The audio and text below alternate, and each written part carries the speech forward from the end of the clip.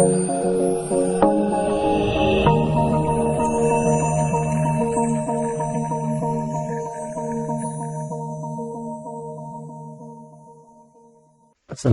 warahmatullahi wabarakatuh. Selamat datang, salam budi luhur. Baik, jadi hari ini kita sudah sampai di pertemuan kelima.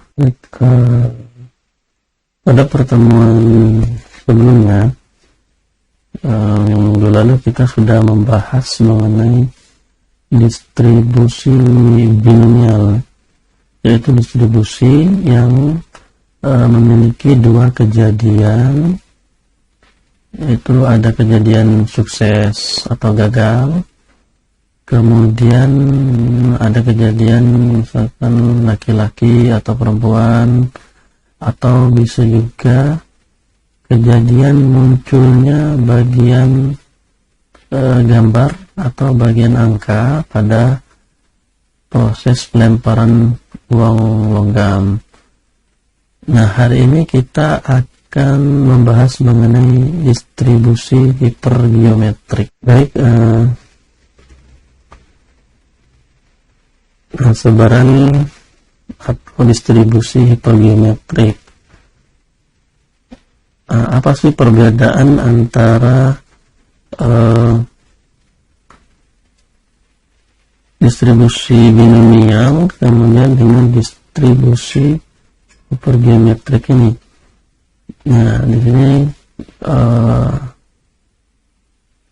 perbedaannya itu adalah ada tidaknya pengembalian. Jadi saat kita mengambil sampelnya, perbedaan antara binomial dan hipergeometrik itu adalah terletak pada saat kita mengambil sampel, ya.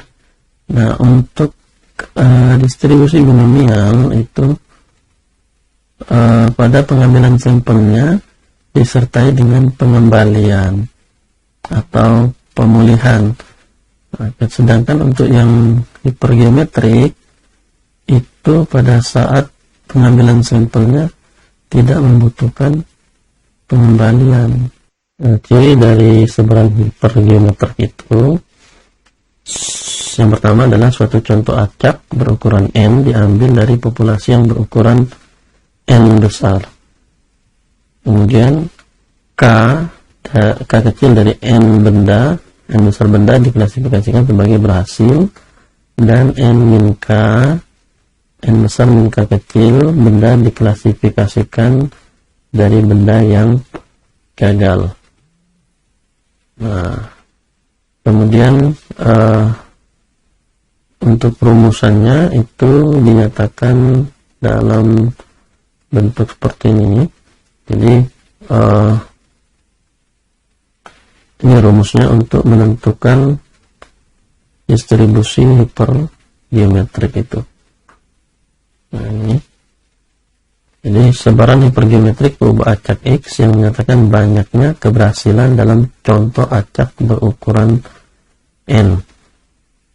Nah, ini rumus kombinasi. Kombinasi. Diingat lagi. Kombinasi X dari K kemudian N min X dikalikan kombinasi dari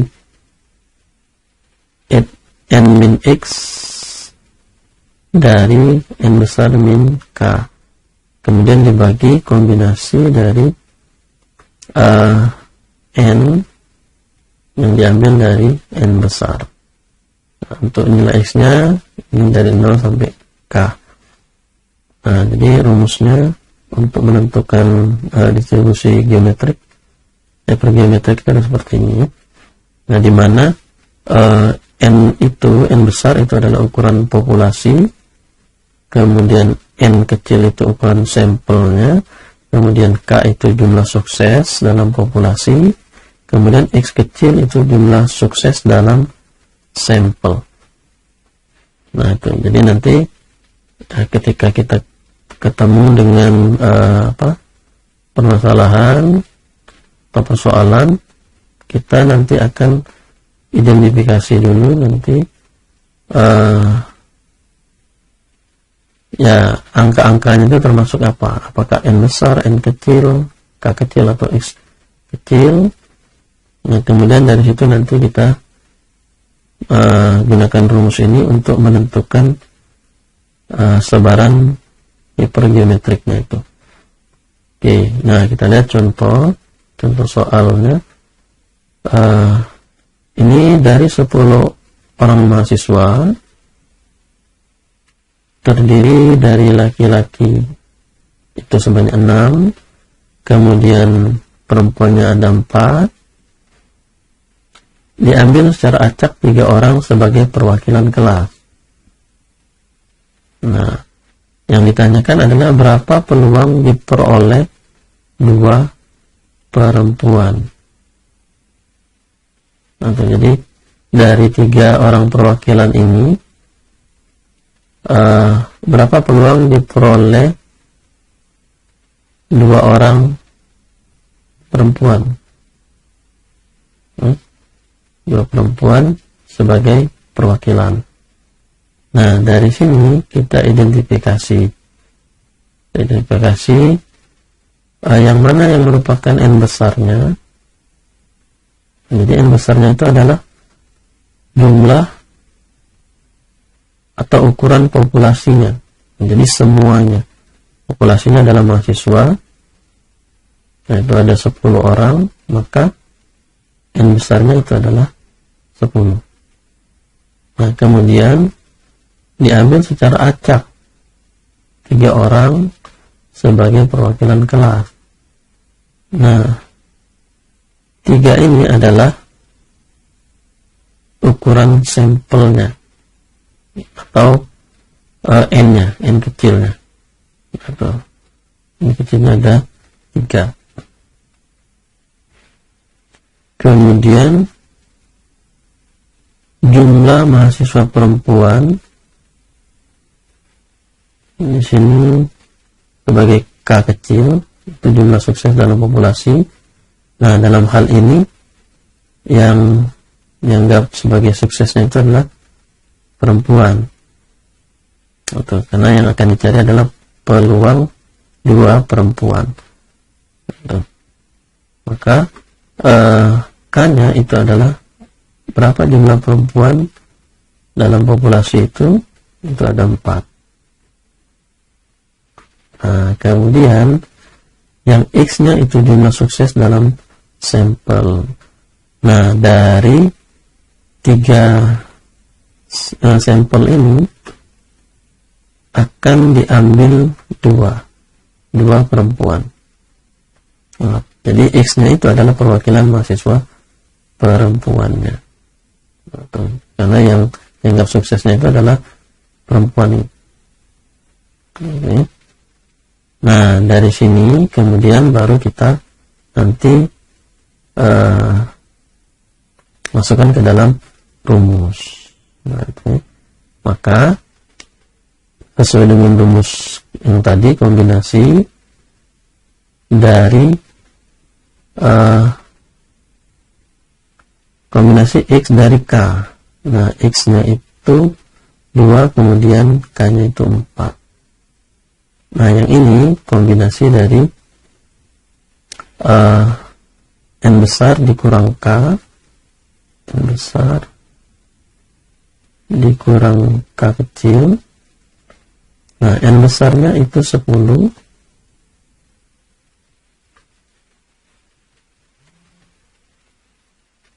kemudian K kecilnya adalah 6. Maka di sini 6, kemudian yang ini N kecil dikurang K sama dengan N kecilnya tadi 3 dikurang K nya itu 2, itu sama dengan 1. Nah, ini sama dengan 4. Ini K kecilnya bukan 4 ya, bukan 6 tapi 4. Nah, 4 artinya di sini 6, ini kemudian yang ini 1. Nah, kemudian diselesaikan kombinasinya pakai rumus kombinasi, masih ingat? Ini kalau kombinasi dari 2 diambil 4, nah itu berarti kombinasinya 4 faktorial dibagi 4 dikurang 2 faktorial kemudian dikali 2 faktorial. Nah, kemudian yang ini 6 itu diselesaikan nih, dicari nilainya 4 2 faktorial. Nah, di sini 4 dikali 3 nih. 4 dikali 3 jadi 4 dikali 3 dikali 2 faktorial dibagi 2 faktorial dikali 2 faktorial. Nah, ini bisa coret. Jadi 12 dibagi 2 itu sama dengan 6. Nah, kemudian sama caranya ini dicari kombinasinya. Jadi kombinasinya itu antara 1 diambil dari 6. Sama seperti ini. Hasilnya juga 6 dikalikan kemudian ini 120 kombinasi 3 dari 10 120. Nah, dibagi 36 dibagi 120 hasilnya adalah 0,3. Nah, seperti itu kira-kira ya. Jadi untuk pergeometri, distribusi pergeometri, nah seperti itu. Ya, kita lihat perbedaannya dengan binomial, kemudian bagaimana menentukan distribusinya, peluang distribusi pergeometriknya. Jadi menggunakan rumus seperti ini. Oke. Nah, itu untuk pertemuan hari ini. Nanti ya dibaca-baca lagi contoh-contoh soal terkait dengan distribusi pergeometrik ini. Baik, untuk pertemuan hari ini Bapak cukupkan sampai di sini. Akhiri dengan Assalamualaikum warahmatullahi wabarakatuh.